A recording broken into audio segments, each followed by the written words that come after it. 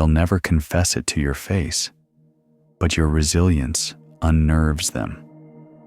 Not because you scream, not because you menace, but because you never waver, because you perceive everything and respond to nothing, because they understand you're crafting something within your mind that cannot be crushed, purchased, or controlled.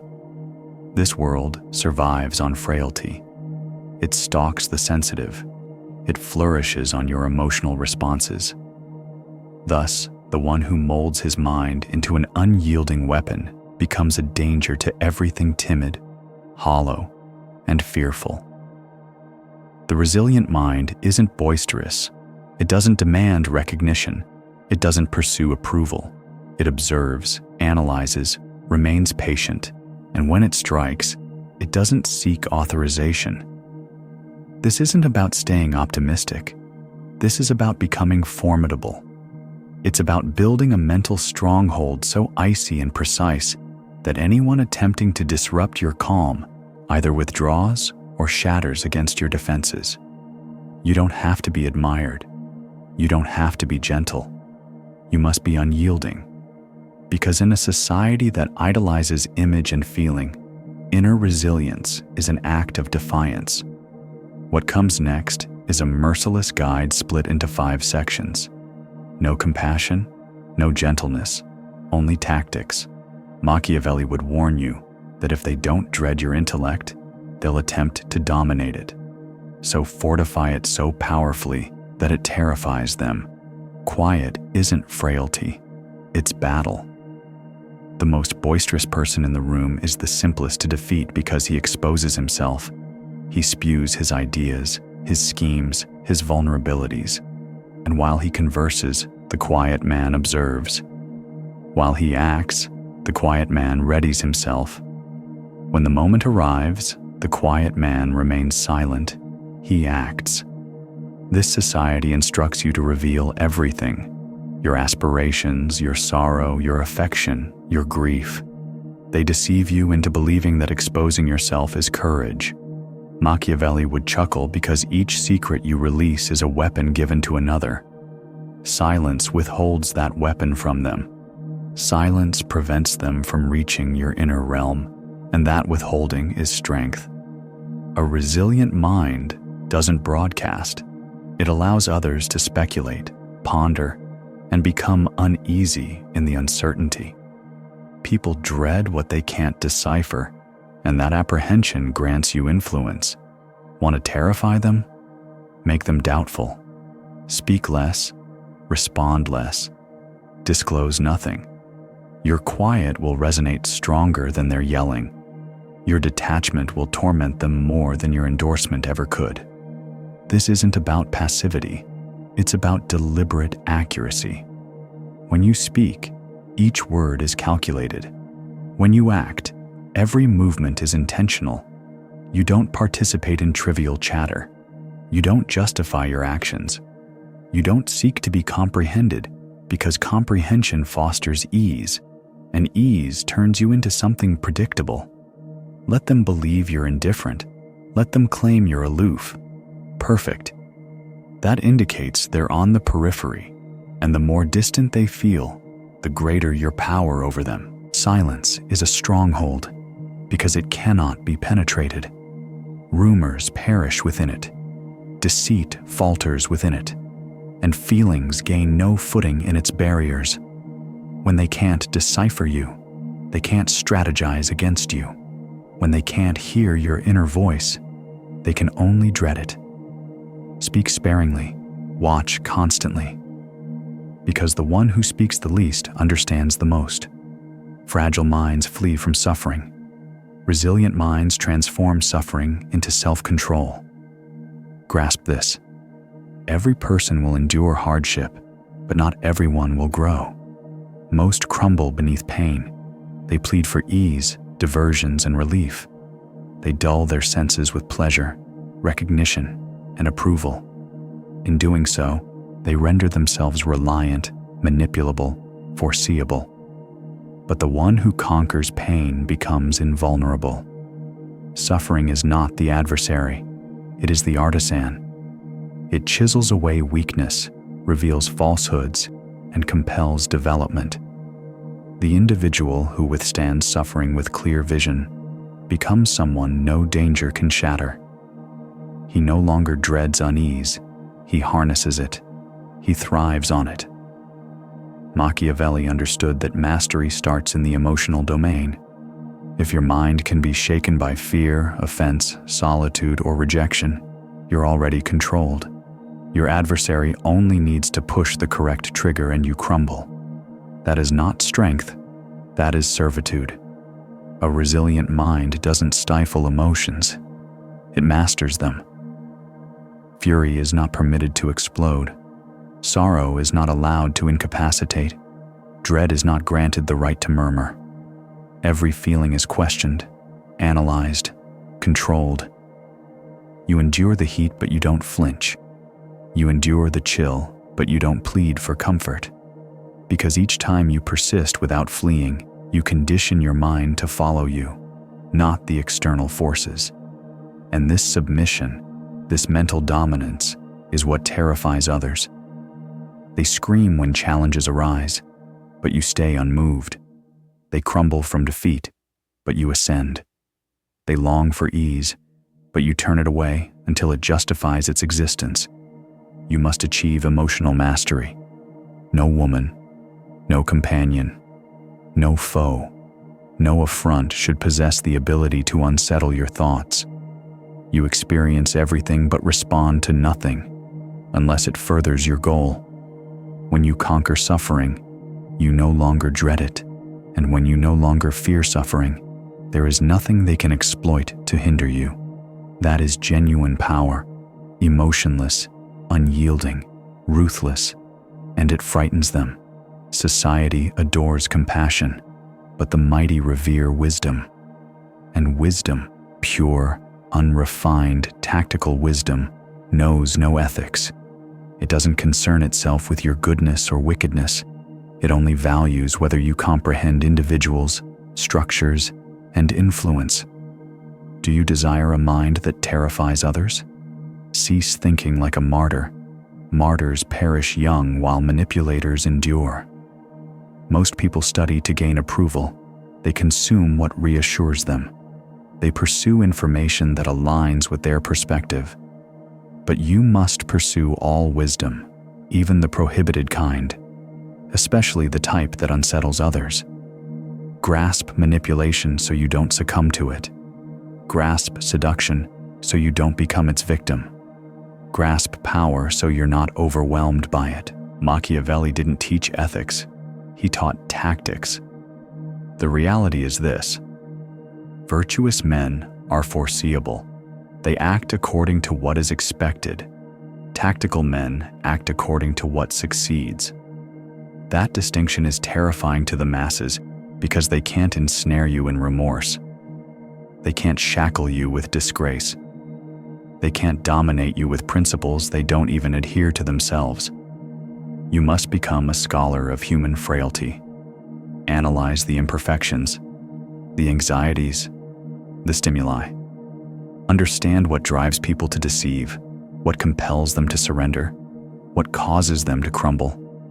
Learn how mobs behave, how rulers control, how dynasties ascend and fall.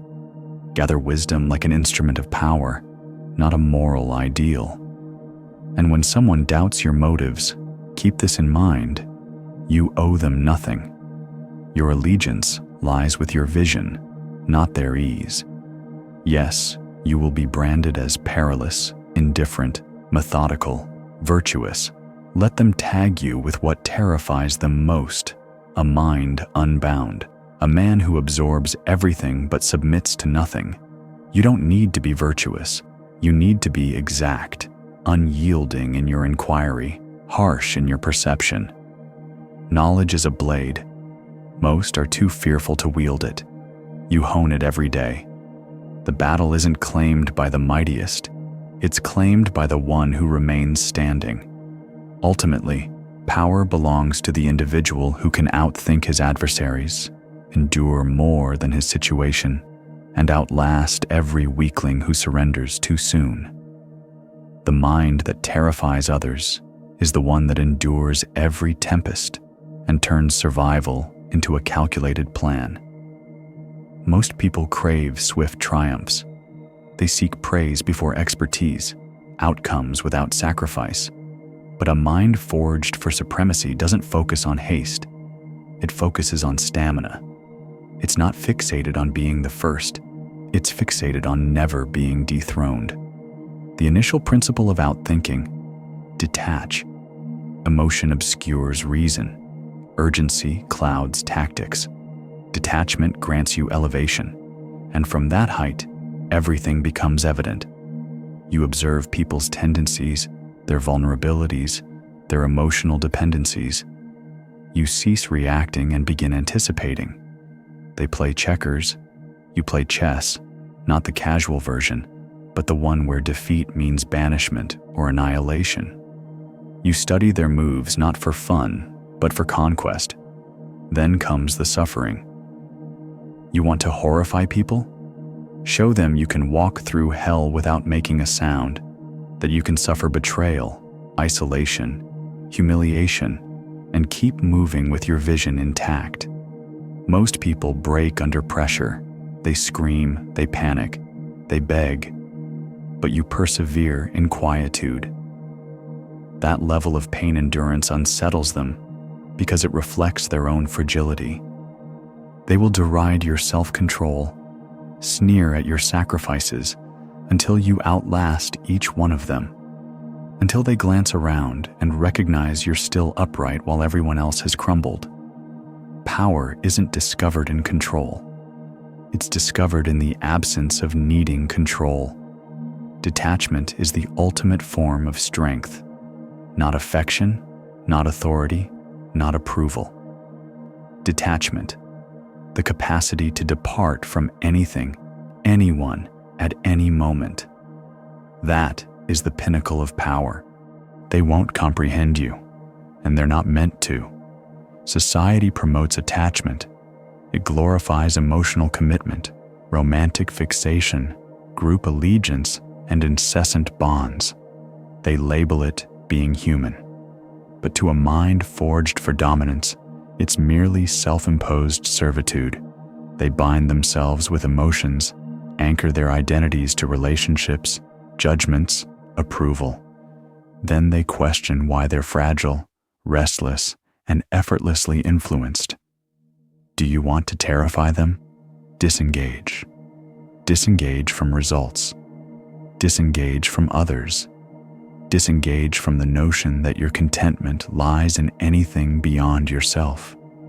You must transform into your own source of validation. You must become your own compensation. You must be capable of stepping away from ease, adoration, affection, or chance, not because you're indifferent, but because you're in control. The individual who can detach can never be dominated. The individual who can walk away controls the room. They'll challenge you. They'll bait you. They'll attempt to make you feel remorseful for not caring the way they do. But allow them to speak. Allow them to assume. Allow them to try to harm you with silence or absence that only affects those who depend on you. You decide. Detachment marks the end of all fragility. When you detach, fear perishes. Fear is always rooted in loss of affection, position, ease, security. But if you're prepared to lose it all, what can they intimidate you with? Nothing. And that horrifies them. They can't buy you. They can't extort you. They can't coerce you. You don't recoil at insults. You don't plead for approval. And you don't crumble when something leaves. You allow it, because the resilient mind knows this truth. Nothing is permanent. People, emotions, influence, suffering, everything. So why hold on? Attachment makes you brittle. It makes you needy, and neediness carries the scent of prey. Others might not detect your fear, but they always sense your hunger. The instant you crave something, you become vulnerable. Desire nothing. Yearn for little. dominate all. And if you cannot command it, discard it. Brutality in release. The detached man is not delicate. He is not docile. He is not detached out of indifference. He is remorseless.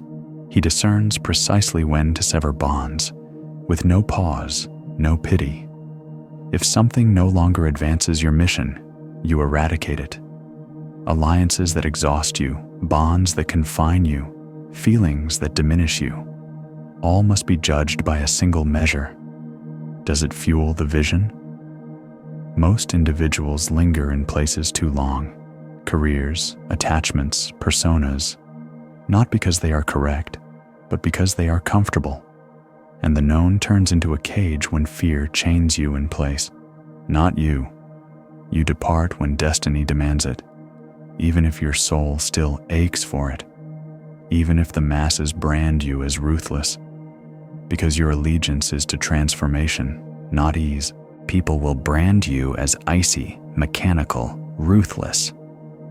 Good. Let them howl your name while they remain shackled to the attachments they refuse to abandon. Let them chatter while you continue forging. Let them bask in their emotional prisons while you dominate in the frost. Detachment isn't hollowness, it's vision, and vision is lethal. The illusion of love and the power of distance. They will insist, but love is the solution. Number love is an instrument, at times a blade, at times a shackle. Wield it when it empowers you. Master it when it lures you. And if it diminishes you, abandon it. Never allow love to become your restraint. The one who remains emotionally independent can never be shattered by sorrow. He can love with passion, fidelity, and depth, but never servitude. And that is what terrifies others. A man who can experience everything and still prioritize reason over feelings. They seek to make you break, to provoke, to admit, to pursue. You won't. You will stay composed, disciplined, inscrutable. The detached man is not isolated. He is invulnerable. He decides who enters his world and on what conditions. And when the dynamic changes, he exits quietly, without spectacle. That quietude is the final blow to those who flourish in emotional turmoil. They will label you heartless, but you understand the reality. You're liberated. Tranquility is dominance. Sever ties not only with people but with disorder. Chaos is the mindset of the frail, impulse, sentiment, clamor, judgments. The detached man resides in tranquility, a bastion of serenity. He observes, hears, assesses while others flounder in torrents of clamor. He is the storm's center, the composure in every conflict, the frost that unsettles every fiery fool. Calmness is power.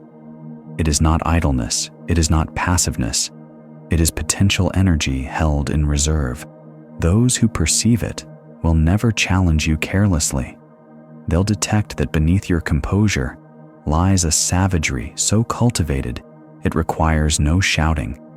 It needs no intimidation. Your quietude is the menace. Your detachment is the weapon. Separation from identity. The majority are captives of their identity. They crave approval, virtue, righteousness, spirituality, and relatability. Labels transform into prisons, and when confronted, they crumble. Yet the detached mind knows no such confinement. It reshapes itself at will. It incinerates the past without hesitation. It evolves without remorse. You're not here to be predictable. You're here to be impactful. If that requires transforming into someone completely different tomorrow, then so be it. Your name is not your identity. Your past is not your shackles. Your past is not your destiny. You don't protect identity. You wield it like a disguise, a tool. And when it no longer benefits you, discard it. This frightens the world because they grasp onto identities. You grasp nothing. You evolve into what's necessary. You eliminate what's redundant. You are fluid, relentless, indefinable. That's why they dread you. That's why they murmur about you. That's why they analyze you but never comprehend you. You're not of their kind. You never were. Final caution: they will target you. A detached mind is a menace to every system built to dominate. Every connection, establishment, coercive strategy depends on emotional submission. And when you refuse to conform, they'll strike at you. They'll disgrace you, accuse you, assault your integrity, label you as abnormal, perfect. You're not here to be average. You're here to be unstoppable. Comprehend this. Detachment doesn't signify seclusion. It signifies autonomy, connection without restraint, emotion without dependence, power without exhibition. You can care without yielding. You can love without surrendering. You can lead without relying. This is the ultimate terror, a man who strides alongside others, but answers to none. In the end, the most formidable mind isn't noisy. It isn't affable. It doesn't seek companionship. It moves alone, not because it despises the world, but because it refuses to bow to it. Become that mind. You don't bow to their deities. You don't succumb to their shame. You don't recoil from their suffering. You have forged your own decree. They chase fads, crave acceptance, latch onto ideologies, shape their identities through validation. But you advance in silence, driven solely by logic and authority. Your direction comes from within. Your principles are sacred. Your resolve remains unshaken by tempests or accolades. This is the ultimate state of detachment. You cease living for the world and begin existing beyond it. You don't debate. You don't rationalize. You don't clarify. Why? Because justifications are for those who seek approval, and you've long since ceased requesting it. What terrifies others most isn't that you're threatening. It's that you're unreachable, that you don't require anything from them. Not their approval, not their praise, not their presence. And that means they can't ensnare you. They can't exploit affection to control you. They can't wield fear to hinder you. They can't manipulate you with guilt. You've finished playing their game. They'll label you as arrogant, but it's not arrogance. It's sharpness. They'll brand you as heartless, but it's single-mindedness. They'll claim you're shattered. But shattered men don't carry this kind of quiet intensity. You're not shattered. You're meticulously crafted by suffering, by treachery, by isolation. And now you're the most lethal kind of man breathing. You show affection, but you never bow. You show emotions, but you never break. You observe everything, but you speak nothing. You have no ruler, no chains, no fear. And that is the chilling power of detachment. You are not the villain. You are not the savior. You are the authority.